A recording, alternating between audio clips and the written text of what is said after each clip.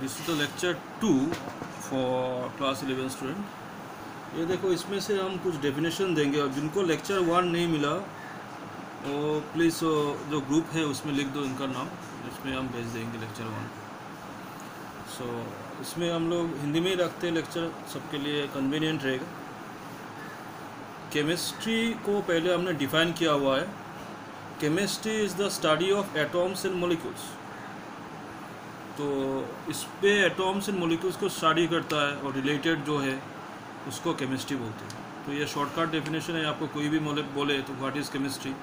Chemistry is nothing but study of atoms and molecules.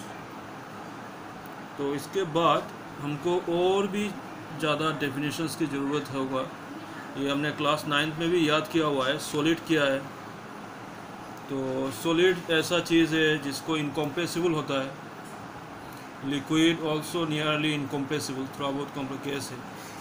Solid, liquid, gas ये flow नहीं करता है, ये दोनों फ्लो करता है। सो ये सॉलिड, लिक्विड, गैस के बारे में हमको मालूम होना चाहिए। Solid is hard and this two are not hard. So solid, liquid और गैस, अगर हम सॉलिड को हीट करते हैं तो इसमें से लिक्विड बन जाएगा और लिक्विड को हीट करते हैं उसमें से गैस बन जाएगा। पानी से पहले बर्फ़ से पानी बन गया, पानी से वाटर वेपर बन गया। उसको कूल करने से क्या होगा? रिवर्स प्रोसेस होगा। तो इसमें से एक बात याद रखना है कि इंटर पार्टिकल स्पेस जो है, सॉलिड आपका ये है तो सबसे कम है। दो पार्टिकल के बीच में जो स्पेस है वो सॉलिड में सबसे कम है। लिक्विड में इससे थोड़ा ज़्यादा होगा और गैस में तो एक पार्टिकल से दूसरे पार्टिकल का बहुत ज़्यादा डिस्टेंस होता है। तो ये हम सॉलिड, लिक्विड, गैस के बारे में हमको ये आइडिया हो गया। अभी क्लास 9 में यही पढ़ा होगा प्योर सब्सटेंस। तो प्योर सब्सटेंस में दो पार्ट होता है, एलिमेंट, कंपाउंड। प्योर सब्सटेंस वो चीज़ है जिसका आइडेंटिटी सेम रहता है। A single substance of matter which cannot be separated from the other kind of matter by any physical process।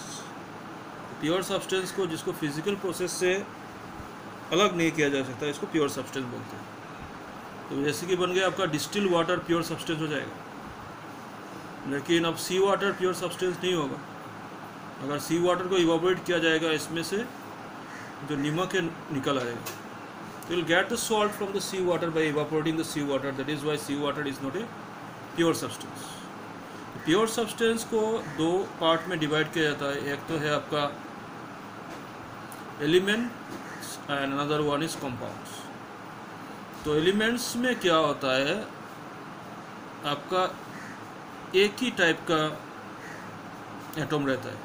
The simplest form of substance which can neither be broken nor be built from simpler substances by ordinary physical and chemical method are called elements। तो elements से gold का हो गया, gold is an element. Gold ornament बना होता है gold element से। Element में क्या है आपका,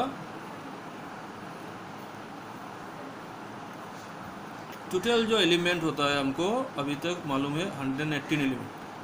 ये आपका टोटल एलिमेंट हो गया। एलिमेंट का 3 डिविजन्स है। तो एलिमेंट का पहला जो है वो है आपका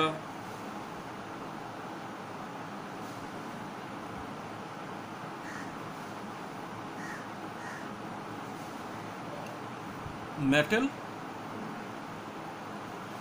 और हो गया आपका नॉन मेटल, और है आपका सेमी मेटल और मेटलॉइड्स। सो ये 3 हिस्सों में आपका डिवाइड हो जाएगा। मेटल जो आपका बनता है हार्ड रहता है, left part of the periodic table में होता है सोडियम, मैग्नीशियम, एल्यूमिनियम।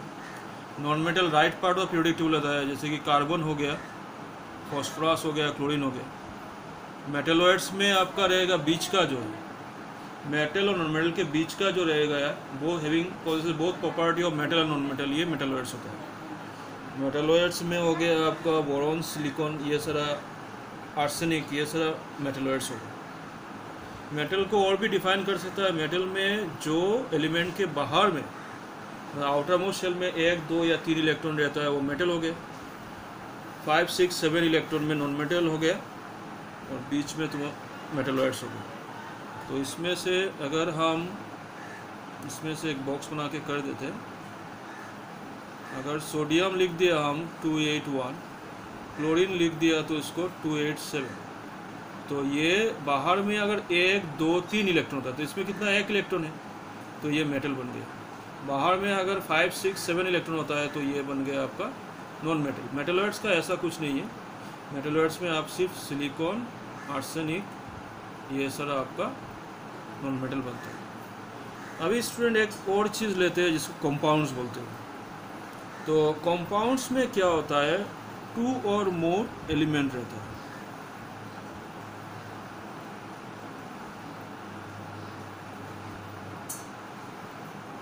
तो 2 और मोर एलिमेंट्स मिला के आपका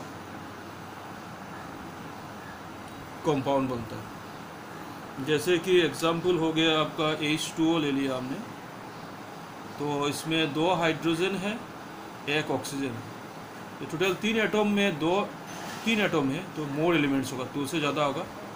so this is your compounds of water. इसके बाद कंपाउंड्स में हमको क्या मिलता है, आपका इनऑर्गेनिक कंपाउंड, ऑर्गेनिक कंपाउंड होता है। तो एक तो हो गया आपका इनऑर्गेनिक और एक हो गया ऑर्गेनिक। तो इनऑर्गेनिक जैसे कि आपका NaCl बन गया, इसमें एक हिस्सा आपका मेटल का रहेगा, एक हिस्सा नॉन मेटल का रहेगा, प्लस माइनस चार्ज होगा। ऑर्गेनिक कंपाउंड में आपका हमने पढ़ा हुआ है कि प्रोटीन्स होता है, आपने मिथेनॉल, इथेनॉल ये सारा पढ़ा हुआ होगा। तो ये ऑर्गेनिक वाला पकड़ लो, C6H6, ये फेमस है। 6 कार्बन 6 हाइड्रोजन का क्या बनता है, इसका नाम होता है आपका बेंजीन। सो ये सारा 10 में भी याद किया हुआ है। तो एक बात तो पकड़ लो कि क्लास 11 में और 10 में फ़र्क ये है, क्लास 10 में जो 5 चैप्टर में हम किया है, क्लास 11 के एक चैप्टर में इतना कंटेंट है, शायद एक चैप्टर में इससे भी ज़्यादा कंटेंट होगा। और यूनिट 1 जो है, आपको कोई भी कन्फ्यूजन हो इसमें पूछा कीजिए आप लोग, क्योंकि if you ask the questions in from unit 1 you will get more and more things out of that one. तो यूनिट 1 आप नहीं समझे तो यूनिट 2, 3, 4 ये समझना मुश्किल है। यूनिट 1 12 से भी रिलेट किया हुआ है, तो 12 को भी आपको हमेशा प्रॉब्लम रहेगा अगर यूनिट 1 आपसे ठीक से नहीं बनाए। तो यूनिट 1 आपका एंट्रेंस के लिए भी रास्ता पूरा खोल देता है। सो मिक्सचर, जैसे कि हम लिटरल मीनिंग ऑफ मिक्सचर होता है, 2 चीज़ को मिक्स करेंगे तो मिक्सचर होता है। 2 चीज़ को मिक्स कर रहे हैं, पानी में अगर थोड़ा नमक भी डाल रहे हैं तो इसको मिक्सचर बोलते हैं, पानी में अगर शुगर डाल दिया इसको भी मिक्सचर बोल रहे हैं। तो इसमें से मिक्सचर में पहले हम आ रहे हैं होमोजीनियस। सो होमोजीनियस मिक्सचर जो है आपका, तो इसमें सेम मतलब प्रोपोर्शन जो है सेम रहेगा। जैसे कि हम पानी में नमक डाल दिया है,